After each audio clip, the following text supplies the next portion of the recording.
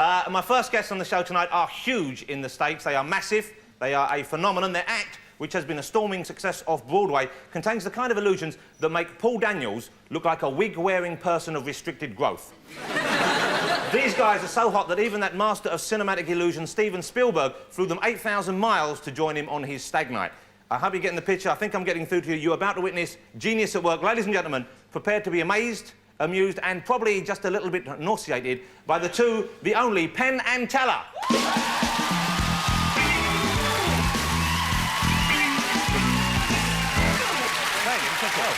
Yeah, no. It's just a bracelet. Don't leave it lying around. It's just a bracelet. Take us there. I was so excited about being out here that my bracelet just jumped off. I know, because this is a big break for you, isn't it? It's a big deal. Big deal. First time in this country. Before we get on, you're going to show us a little something at the top of the show, and I know you're going to be here for the whole show. Tell us about what you do. We'll see how the first spot goes, then we'll see if we'll be Make a decision. What is it you do? You don't like to be called magicians, No, do we you? like swindlers, rip-off artistes. Anything like that is fun. So you have a very honest approach to what you do? Very honest, very straightforward, yeah. Magicians are just, you picture like a greasy guy in a tux with a lot of birds, or some short guy with a wig shoving a woman into a box. Yeah. Just with mirrors underneath. And You don't like to do that? No, I just don't think it's polite. It's not the way I was raised. Now, the audience here, people who haven't seen you, I know we have two people in the audience that have heard of you. Yeah, well, they're Americans. Yeah.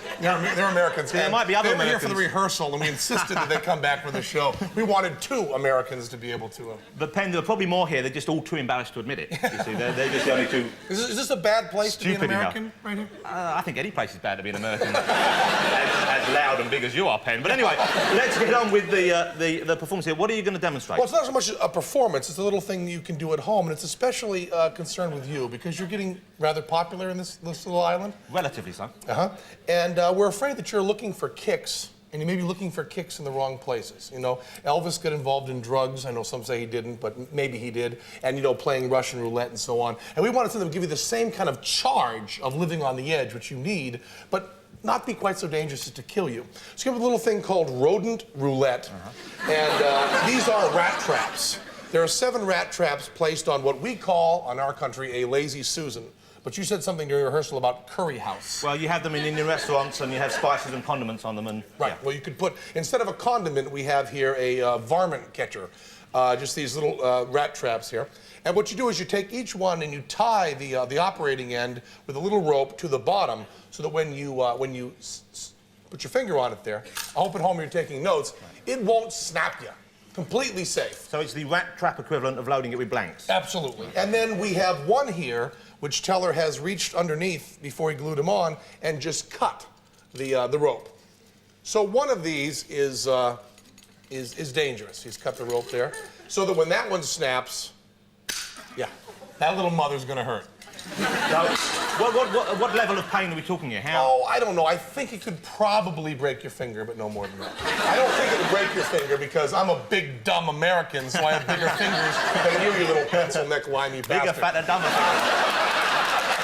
I could crush you like the insignificant British insect you are. But this is where you play. You know, Penn, you'd still be the same. Let's see what you're going to do, though. Okay, this is very simple. When you feel a little bit jaded, all you have to do is spin this thing, and then you pick one, and just, you know, pull the trigger. Now, Teller lost. Teller lost. But did you feel that rush, that excitement? That was exciting. If you get yourself addicted to that rush, you won't be found dead in the jacuzzi of a 14-year-old. Now, you should keep your eyes on which one. One of my lifetime's ambitions has just been thrown away there. Hey, just. There one? If that one, okay, I'll go with this one.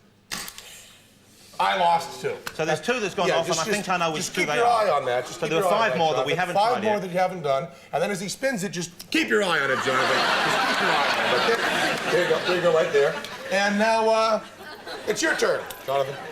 But you know, I'd love to, but there's still 5 have been set off. There's still a 5 to 1 chance that I'm not going to win. And frankly, that isn't enough of a thrill. No, I'm not really... I don't really know the English that well, but is the term for this wanker? Is that what you'd be right now? Is that the proper English? Am I learning the language? I think... Is this sitting next to me what you would call a wanker? I think so. You know what? You've just become so horribly popular. Well, will you do it now? Because I don't... another. Now watch. I'm not going to rise to your cheap taunts. It's Teller. Okay, go ahead. And just Teller's got one and.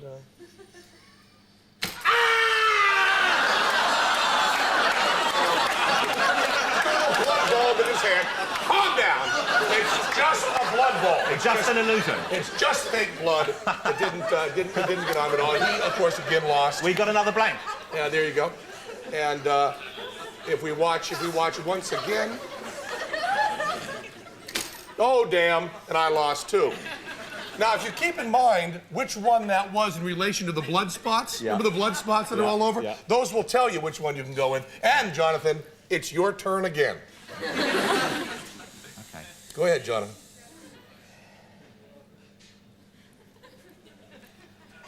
Now, would I have time? Would I have time to pull my finger back very quickly? You might. You might. No one I know ever has been able to, but you might. You might be more scared than others. Go ahead. Do we have still enough time to do this, to finish this item off? Yes! Hey, your crowd is crying out for the right move. I'll do it my own way. Oh. I would have won. You would have won. You would have won, dead on. Dead on would have won, Jonathan. Nicely done.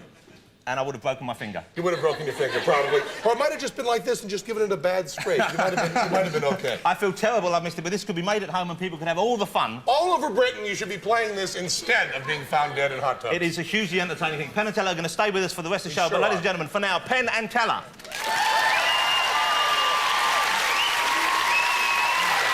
I must have whooshed out. You kind of pulled back a little bit. Entertaining and dramatic. They'll be back later for an even more spectacular trick involving the audience.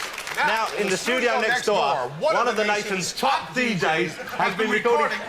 Here he is to introduce Delamitri, Mr. Mike Smash. Papa-doodle-doo, bonkers, loonies and gherkins, Mad Mike Smasher. Quite literally, the world's most pop-tag-megorical DJ. I'd just like to say thanks to Jonathan for letting me be on his new show, Saturday Zoo. It really is quite Johnny Morris-tastic. And I only hope that it's as popular as London Zoo seems to be these days. Right, we're here to rock, and who better to rock with than these guys from Scotland? They're rock-tastic, they're jock-tastic, they're up-high balloon-mungus. I've known them since they were called Derek Amidri. They are, of course, Del Amidri. Let's jock.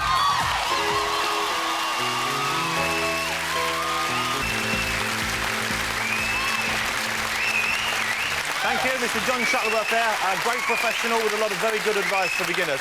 I'm joined here once again by Penn and Teller. You saw them at the start of the show. Let's hear it again for Penn and Teller, ladies and gentlemen.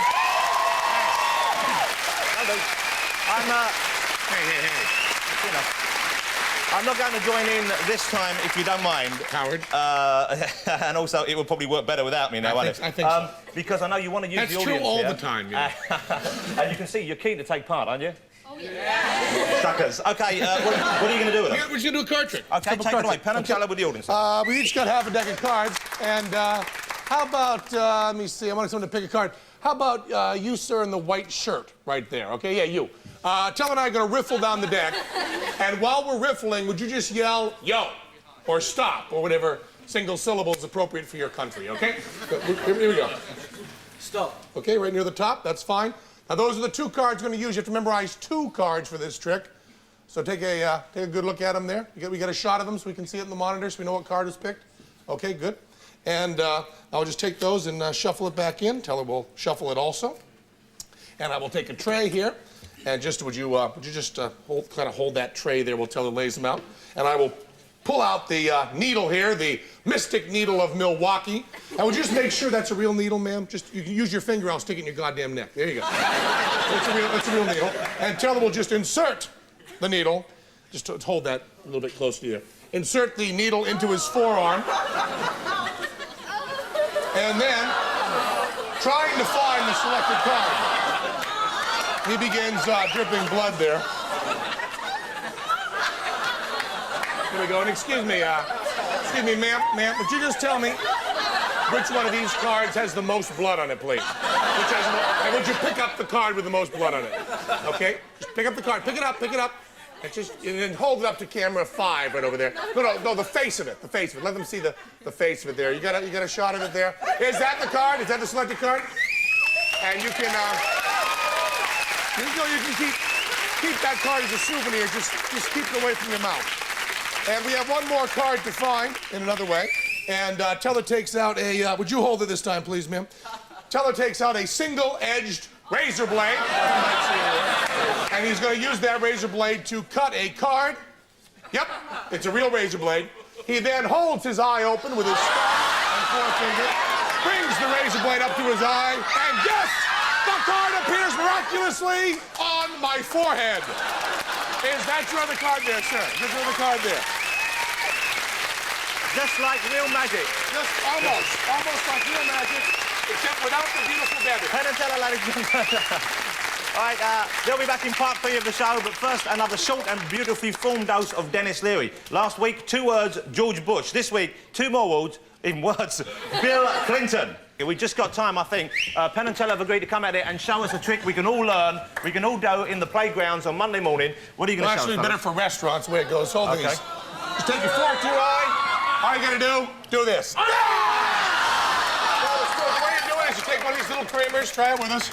Take a little creamer. It's a small carton of milk. Small carton of milk. You hold it in your left hand with the paper side down. What you're going to do is after you dip... I'll watch you. No, I'll watch you. No, please. Go ahead. Have one. Okay. Have one. And a fork. And what you're going to do is you're going to play around with your eye for a second. And then you're going to... You want a fork? There you go. Play around with your eye for a second. And then when the time is right, you just puncture it, squeeze it, and scream like so. Yeah! That's it for another week. All you want. Good.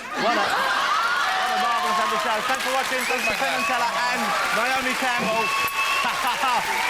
Thank you very much. Join us next week. We've got Lenny Kravitz, Kylie Minogue, lots of stuff. See you then. Good night. What a marvellous end. Thank you very much. Well done.